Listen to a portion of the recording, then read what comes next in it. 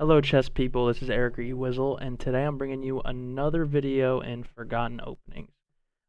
So basically just openings where you can't really find too much content on the internet. Can you play it or can you not? We're going to find out. So basically this opening, or Gambit I should say, comes after c4, so it's in the English, and you play d5.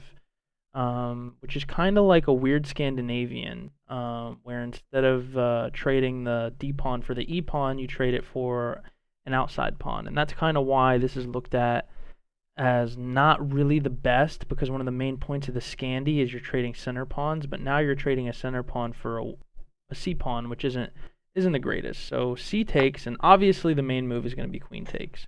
But the Gambit comes after knight f6, and this is called the Schulz Gambit. And just to give a little bit of a background, the way I stumbled upon this Gambit is that there's a guy at this chess club I go to that runs the chess club, and he plays the English a lot, and I was having issues playing it against him. I was having issues with it, and I remembered that in the Scandinavian, where you play this, you can play knight f6. And it's a good move. It's perfectly playable for black. And so I came up with this. I was like, I wanted to get him out of books, so I just played d5. And then after takes, I was like, I'm just going to play knight f6, and it's going to kind of be like a Scandi where you play knight f6 instead of queen takes. And it turns out it actually is very playable. There's a funny story. I was like, who is this Schulz guy? I want to study his games because the opening's named after him, and I want to figure out if it's playable and what you do in the main lines. And it's the funniest story. The funniest thing, the reason why this opening is named after him is because the main move in this position, the thematic refutation, is e4. And Mr. Schulz in 1950 took the pawn and blundered a piece and never played the opening again, and it's named after him. Can you imagine? What a prick. That's one of my main goals in chess for my whole life. If I could just get one opening named after me, I'll feel like I put a stamp on this earth forever, and I'll be immortal. This guy blundered a piece on move 4, and the opening is named after him in the Encyclopedia of Openings. What? Excuse me? I can blunder a piece and have an opening named after me? What? So that's Mr. Schulz did this, and then queen check, and he resigned, and now he's got an opening named after him. So wow. So the main lines are knight c3, d4, and e4. So basically the reason why I stopped playing this and why I don't play it anymore is because the main moves are e4 and d4, and I had all this analysis and all these traps for e4 and d4. But what I realized is all the English players, including the guy that I made this for, they all just don't know what's going on, and they play knight c3, and then after knight takes, it transposes into a normal mainline English where you play knight c6 and d5, and it's just a normal English. White's gonna play g3. You can either trade the knight b6. You can do whatever you want, and so I stopped playing it because of that, because after knight c3, it's a normal English, and then you have all this analysis on d4 and e4, and they never play it. So that's pretty much what happens after knight c3. The refutations, or the main lines, is e4, obviously because you can't take the pawn. Mr. Schulz taught us that. But the move that makes it playable is you just play c6, and if they take it, you take with the knight. They don't have to take it, but they can. And then after that, it's white has a strong advantage, but you're still okay.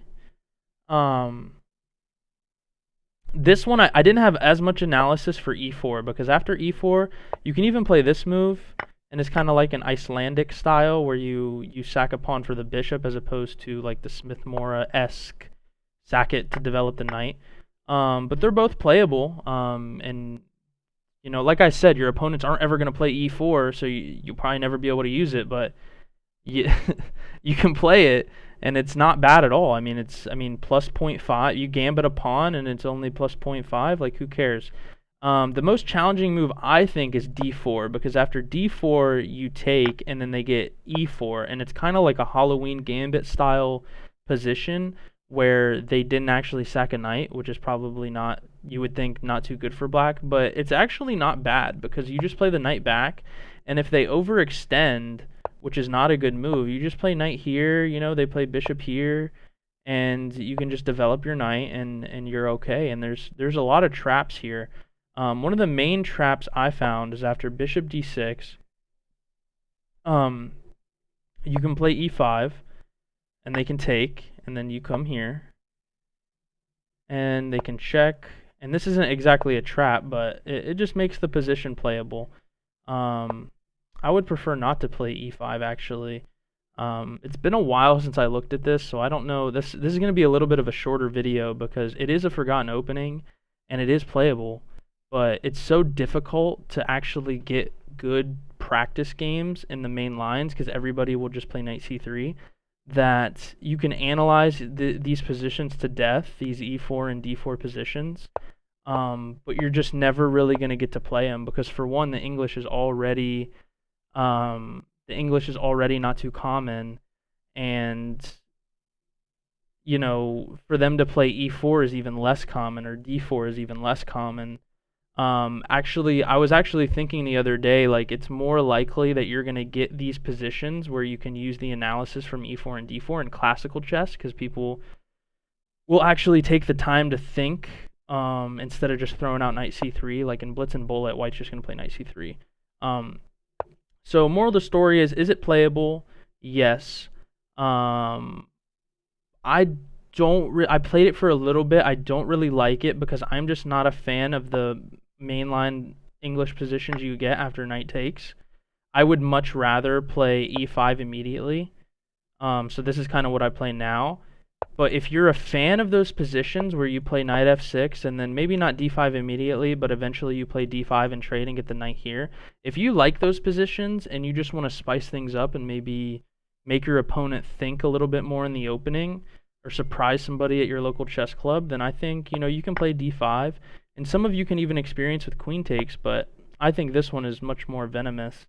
And after knight c3, you could even just play here, and the engine doesn't really like it too much, but it's a chess position, and I think it's playable. I think if you're anywhere even online 2000 and above, not USCF but online, like if you're 2000 Blitz or 2000 Rapid or above, probably not worth your time to even look into it.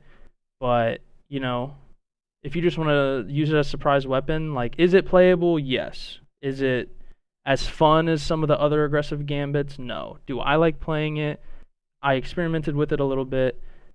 Don't really like it. But, there's really no content on it on the internet. So there it is. Forgotten opening, Schulz Gambit. Try it out. If you like it, if you get a win with it, please hit me up on Twitter at the Ewizzle and send me the game. And yeah, there it is. Enjoy. Peace.